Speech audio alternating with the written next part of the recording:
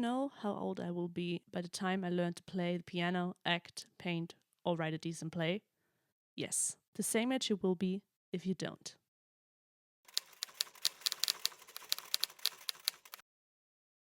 So, the first week of The Artist Way is officially done. I am recording this the end of the second week because I did the first week last week, November 3rd to November 10th. And then I got sick for 4 days, which is why I couldn't do anything. I kind of want to do these little check-ins at the end of the week, maybe some at the beginnings, just to see where I stand, what I'm doing. As I said in my last video, the goal that I set for myself within these weeks of doing The Artist Way is to build some habits that keep me creating, even if I have something else to do, even if life gets in the way. Just for your information, I'm not quite sure how I'm gonna do the videos every week. It might be a little bit more of a catch up in one week and then a vlog style in the next week. It just depends on what I'm doing that week and how much energy I have. A small recap of what is going to happen within the weeks. It's first, I have the main tasks from The Artist's Way, the book. Also within the individual weeks, there are different additional tasks that you can do. The goal behind those additional tasks is to do the ones that you want to do the most and the ones that you don't want to do at all, just to get yourself out there and open up creatively. Also, I set myself a couple of extra tasks just for myself that I want to do. These extra tasks I'm kind of really excited to share with you. So let's get right into the first one and then work our way from there. So the morning pages. The morning pages I actually started doing a couple of days before I started week 1, just to get a little feel of how they work or what I can come up with, how they make me feel. And the first couple of days were pretty rough. I didn't know how to keep creating, how to keep coming up with ideas. And after reading week 1, I was pretty relieved to find that you just have to write whatever you want. So the real couple of first days that I did within the first week were much easier. I just started writing whatever came to mind. I got quicker and quicker every day. And in the end, I came down to around 25 minutes for the 3 pages of just writing whatever. As for what I wrote, most days I just kind of wrote what I was doing, how I was doing, if there's anything special that happened the day before. On some days, especially talking about day 4 for me personally, I came up with some really cool concepts and metaphors for stuff. I don't know what really happened, but I just started writing and I came up with a metaphor of an old bench on a mountaintop as a metaphor for growing older. I came up with this whole background story about how the bench was built and the family that built it. It was just really crazy for me to start at some point and just end up there. All in all, they became easier and easier every day. When I was sick, I didn't do them and I kind of missed them, which I think is a good sign. So yeah, there's that. So the artist date was a little bit of a different story. I did the artist date on the first day of this challenge, which was Monday. I did something that I've always been wanting to do and I never really looked into or just did, which is a comedy night at a bar in the city. It was pretty nice to see the city by night and just be on my own and go somewhere and have this whole thing planned for myself. So I was really energized, I was motivated. The comedians in general were pretty funny. I did meet some people, so even after the comedians were done, we sat down. Some of them came to our table and we just got to talking, and 3 hours later I left. It was also pretty nice for me to talk to other creative people who did something completely different, which is comedy, and find out how they deal with stress or how they deal with writer's block or what they do to keep motivated and write every day. I would definitely recommend something like this to anyone who is interested in comedy. I'm actually going next week again to another club with a couple of friends because I liked it that much. As for the additional tasks from the book, they were not that time invasive, but I still picked different ones that I wanted to do the most or the least.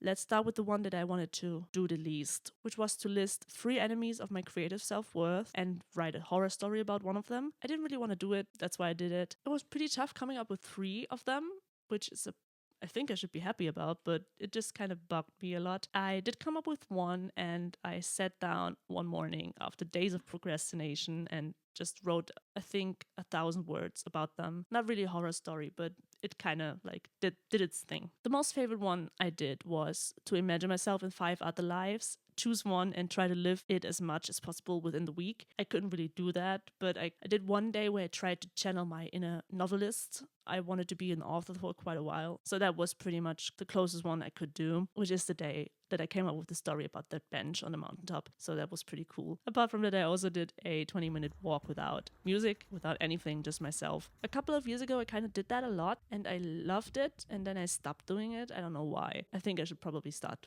doing that again. Now for the additional tasks I set for myself. So I actually set up a Notion template to keep track of all the tasks within the artist's way. The toughest one was probably not using my phone within the first and the last hour of the day. I found myself doom scrolling a lot in the past couple of years, probably, especially in the evenings before going to bed and in the morning when I didn't really want to get up. So that was nice to challenge myself to stop doing that and to actually stop. I also read 10 pages of nonfiction every day. Right now I'm reading a book by Rick Rubin. It's called The Creative Art. I'm not quite sure. He just summarizes like thoughts, gives a little bit of an outlook on how he sees being creative. There's a bunch of quotes in there that I actually wrote down because they are just very inspirational, and I thought I would read one to you right now. Living life as an artist is a practice. You are either engaging in a practice or you're not.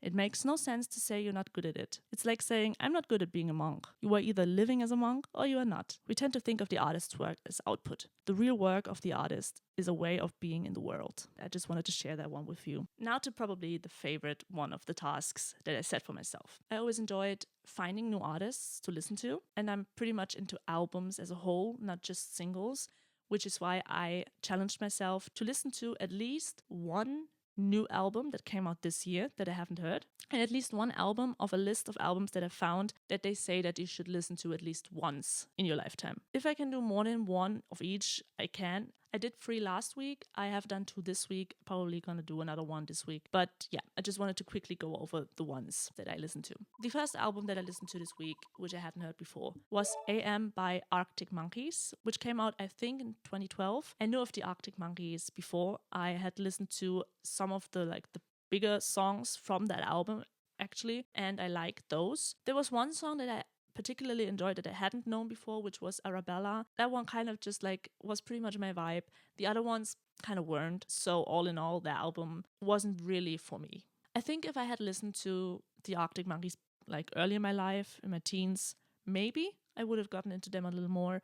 But listening to them now in my mid-20s, they didn't really do it for me, which is fine. It's just my personal taste. The second album I listened to, which I was pretty excited to listen to because I had wanted to listen to it for a while, but I hadn't gotten to it, was Man's Best Friend by Sabrina Carpenter, which came out this year. I knew 3 of the songs from the album before from the music videos or TikTok, Instagram, and those were kind of the standout songs from the album for me. Again, there wasn't really another one that stood out as much to me apart from Go-Go Juice. It kind of surprised me to like a song like that, but it's just fun, and it gave me kind of like a Shania Twain vibe, which was pretty cool. On Sunday, when I was already starting to feel a little sick, I listened to the third album, which was probably the biggest surprise for me. The album was Is This It by The Strokes. It came out in 2001, I believe, and I thought I had heard of The Strokes before. Turns out I didn't. I just mistaken them for, I think, The Struts or some of those bands. I enjoyed many of those songs, most of them actually. I couldn't really figure out which one I like the most, which is always nice for an album. Funny thing,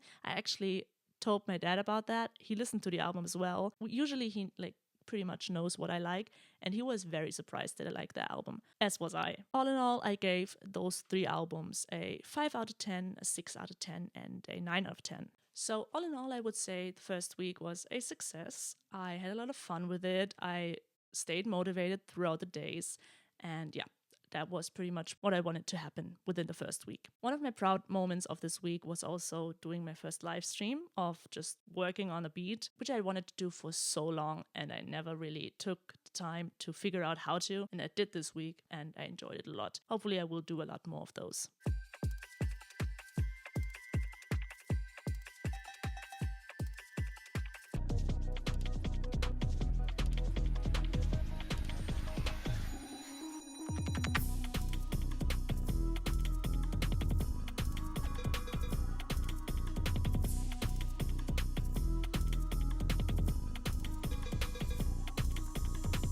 Also, another proud moment this week, I composed 2 background music pieces within 2 hours each, which was nice to just sit down, let it flow, and see what I can come up with. I'm really excited for this next week. Obviously, it already happened to me, but I'm excited to see what's next. I think that's it for the first week. I hope you enjoyed this video. If you did, please leave a like, a subscribe, and a comment if you have, for example, an album that I should listen to. And hopefully, I will see you next week. Bye!